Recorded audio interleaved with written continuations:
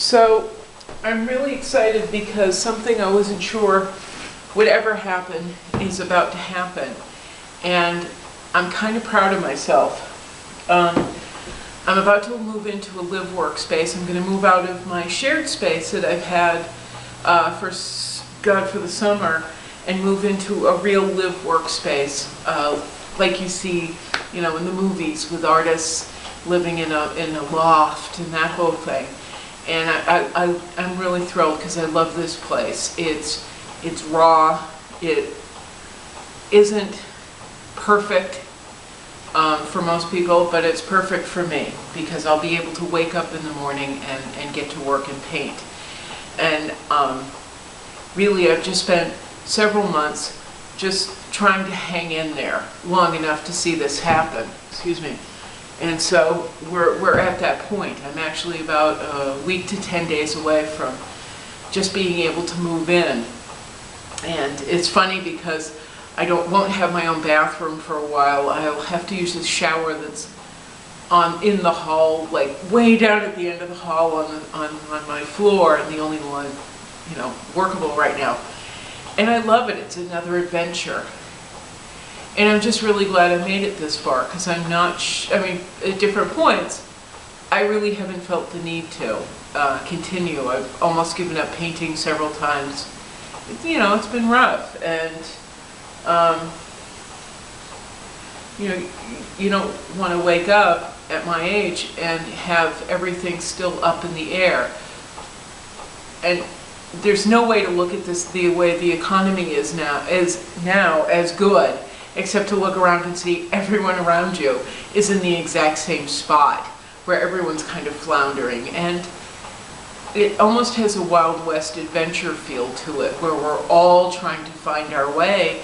And because there are no concrete rules now, we can all kind of wing it and not necessarily feel like failures. Which it's kind of wild to live in a time like that, because in the 80s, when I was in my 20s, there was a structure and everyone had to have a corporate job and shoulder pads and a severe love for Reagan, or you were a loser.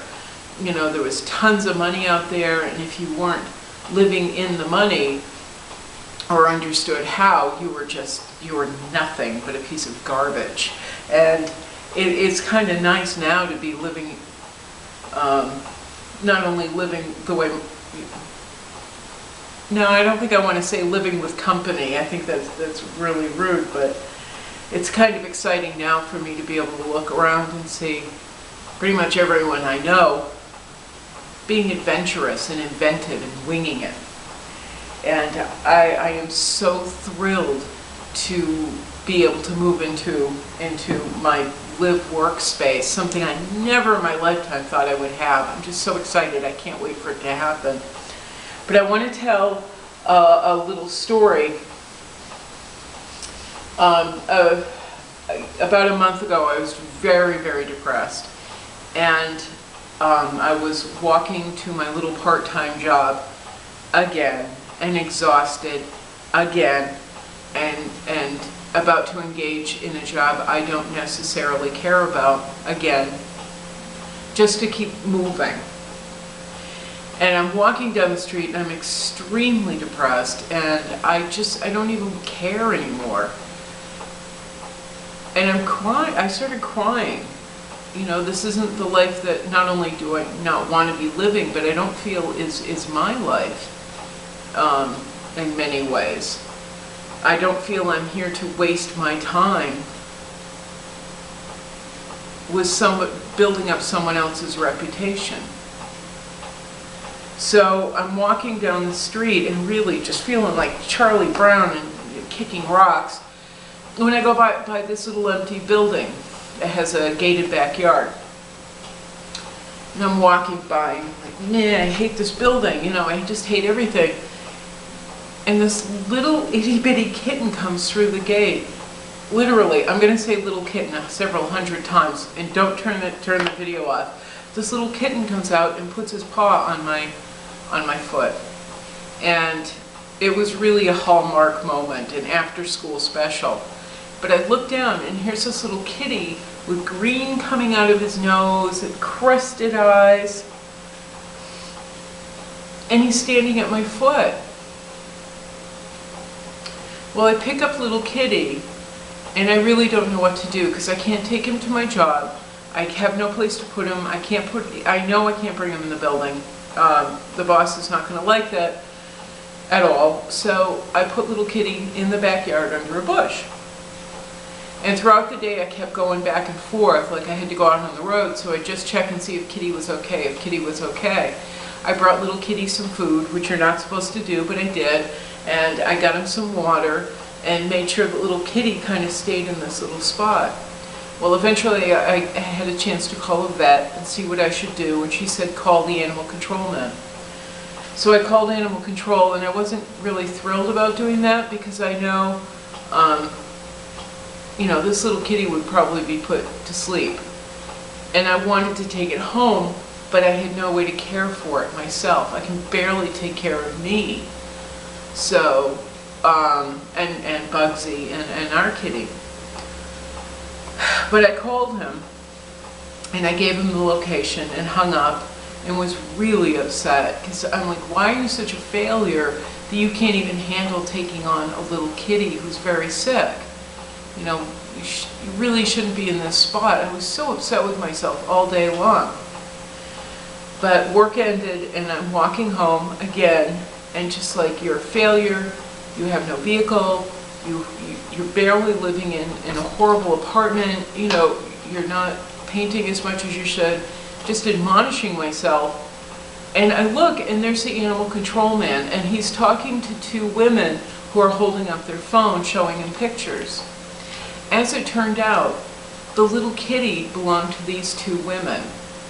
I went over and I introduced myself to the animal control officer and he said, can you show me where that kitten was and can you describe it? And I did. And he said, where is it?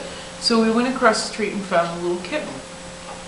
And he brought him back to these women. They came over to the yard rather and we handed him over. He's green and he can't see and you know, he's sneezing out snot and it was just so awful. And I really was brokenhearted to see the kitty go back to these women. I wanted to take him home and love him because it appeared that nobody else had. When in fact they had, but little kitty had climbed out through a window screen.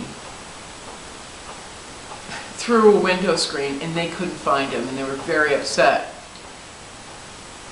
Eventually I left the little group and went home and I was still feeling really bad because I should have been able to take care of the kitty. As far as I'm concerned, I should be in a better place. But on the way home it dawned on me that maybe that little kitty in some weird, you know, everything is about me way, is supposed to represent, is supposed to say to me, just hang in there, because it's coming. Whatever it is that's going to save you and pull you out of this awful transient spot that you're in, that you've been languishing in, where you've just been floating, waiting for things to take off. Whatever it is about to find you, and things are going to change.